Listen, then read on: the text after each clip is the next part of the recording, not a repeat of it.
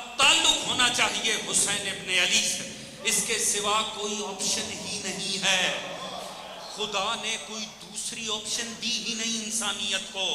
حضور اس امت محمدی کے پاس عشق توحید و رسالت کے جتنے بھی ترانے پڑھے جائیں، اگر تعلق ذات گرامی حسین ابن علی سے ہے تو خدا کی نظر میں قبول ہے، اگر تعلق حسین سے نہیں تو حضور پھر اس دین کا خدا کے دین سے کوئی تعلق نہیں، یہ صرف پھر وہم و گمان ہے، اس کا لا الہ الا اللہ سے کوئی تعلق نہیں ہے۔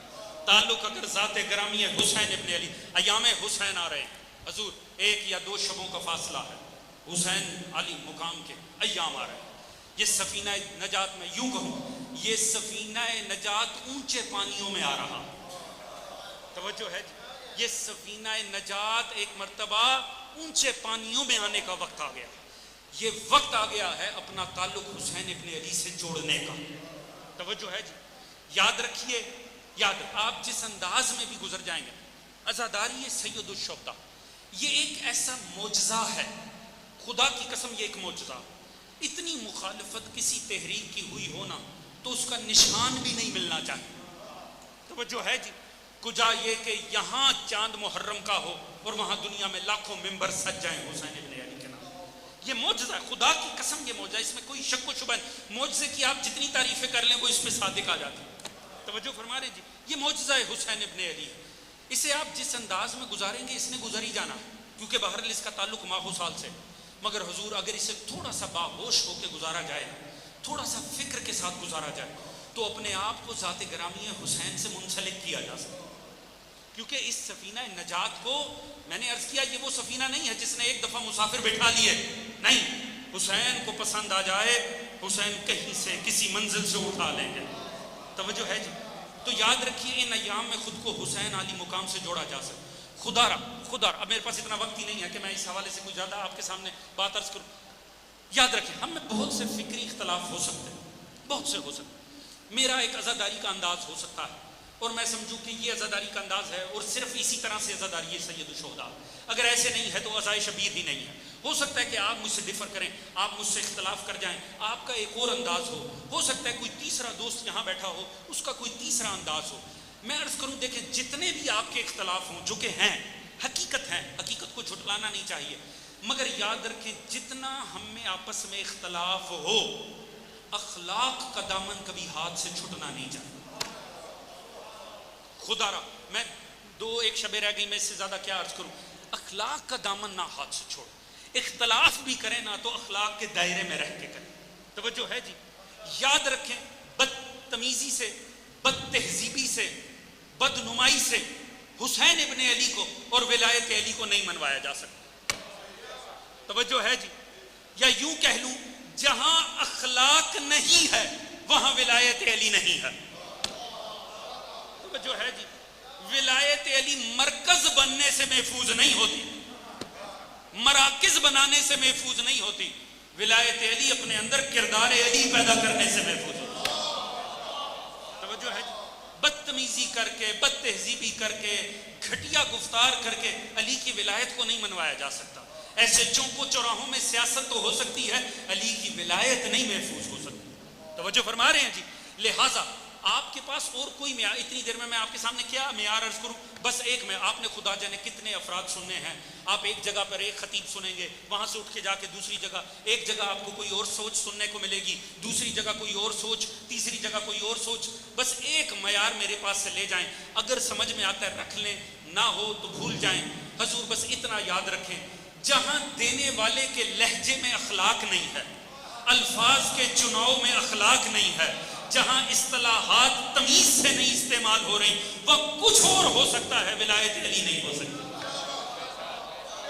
میں اس سے زیادہ، اور میں نے وہ بات کی ہے جس پہ کوئی اختلاف نہیں ہو سکتا، میں اس سے زیادہ آپ کو اور کیا، بس اپنا معیار اخلاق رکھیے گا، جہاں اخلاق ہو سمجھے وہاں دین ہے یا کم از کم ہو سکتا ہے، جہاں اخلاق نہیں ہے نا، حضور معذرت کے ساتھ لباس جتنا بھی خوبصورت ہو، ٹوپی جتنی بھی مہنگی ہو، سٹائل جتنا بھی اعلیٰ ہو، وہاں ولایت علی نہیں ہو سکتا، توجہ فرما رہے جی۔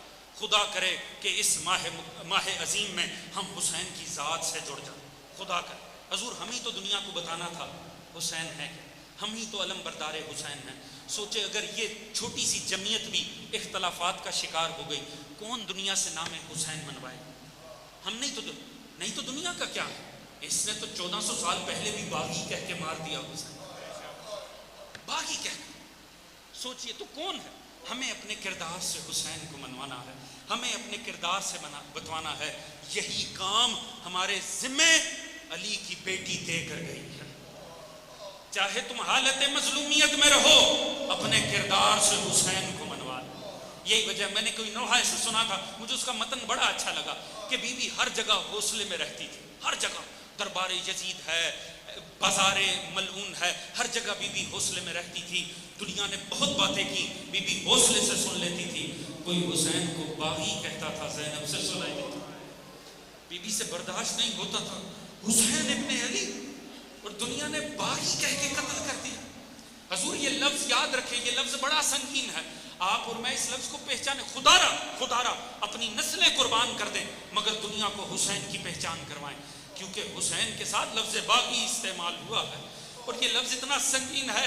میں آپ کو ایک روایت سناؤں گا، زیارت کو آمادہ رکھیے گا، بس صرف 2 سے 4 منٹ 5 منٹ میں آپ کی زحمت تمام کر دوں گا۔ حضور یہ لفظ اتنا سنگین تھا، میں نے روایت دیکھی ہے اور خدا کی قسم جگر کو کاٹ دیتی ہے۔ بڑی مختصر روایت ہے مگر بڑی عجیب روایت ہے۔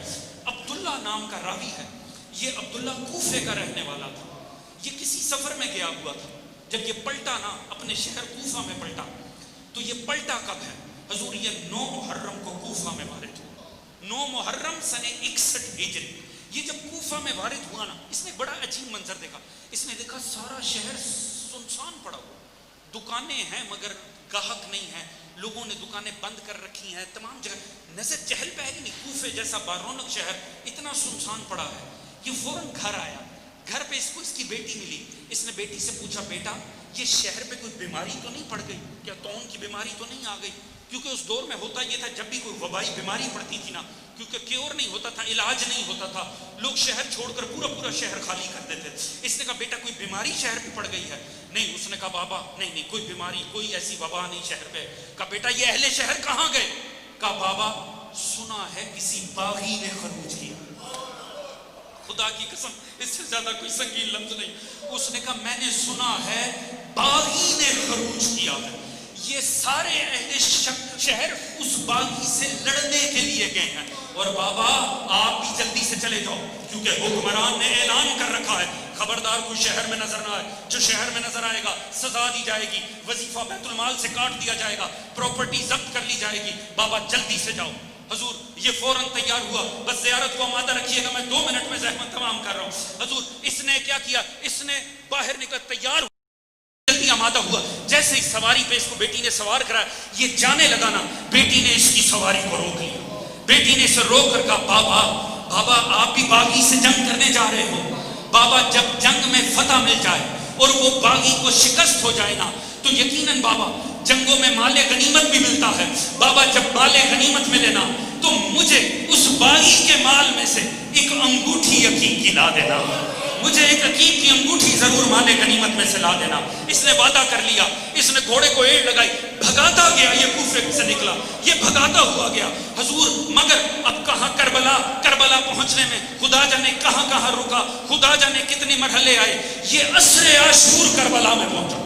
یہ جب عصر عاشور کربلا میں پہنچا نا، تو اس نے ایک مرتبہ ایک بڑا حیرت ناک منظر دیکھا، کیونکہ انسانیت میں ایسی جنگیں تو ہوتی نہیں۔ اس نے ایک عجیب جنگ دیکھی، جہاں دیکھا عجیب جنگ ہے، جہاں مارنے والی پوری فوج ہے مگر مرنے والا فقط ایک تنہا مظلوم ہے۔ کسی کے ہاتھ میں نیزہ ہے تو وہ آگے بڑھ کے نیزہ لگا رہا ہے، کسی کے ہاتھ میں تلوار ہے وہ آگے بڑھ کے تلوار مار رہا ہے، جسے ہتھیار نہیں مل رہا وہ زمین سے پتھر اٹھا کے پتھر مار رہا ہے۔ حضور اس سے زیادہ میں کیا عرض کروں؟ جسے پتھر دستیاب نہیں وہ کربلا کی گرم ریت لے کر مظلوم کے زخموں میں اچھال رہا ہے، تاکہ کل کو انعام ملے تو میرا بھی حصہ مل جائے۔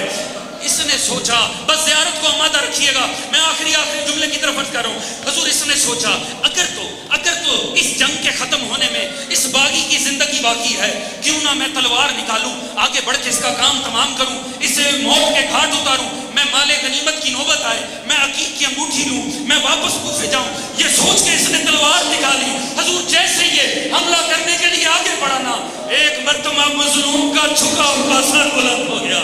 میرے مولا نے ہاتھ سے اشارہ کیا، کہا عبداللہ ازدی رک جا۔ اس نے اپنا نام سنا، یہ فوراً کھٹک گیا، یہ میرا نام کیسے جانتا ہے؟ حیرت سے پوچھا تو مجھے پہچانتا کیسے ہے؟ مولا نے فرمایا عبداللہ ازدی آگے بڑھ، یہ میرے ہاتھ میں عقیق کی انگوٹھی ہے، یہ انگوٹھی اتار لے، لے جا کے اپنی بیٹی کو دے دینا، اور اپنی بیٹی سے فقط ایک بات کہنا بیٹا وہ جو کربلا کی سرزمین پہ اپنے بچے کٹوا کے مر گیا وہ کوئی باغی نہیں تھا، وہ تو نبی کا لال حسین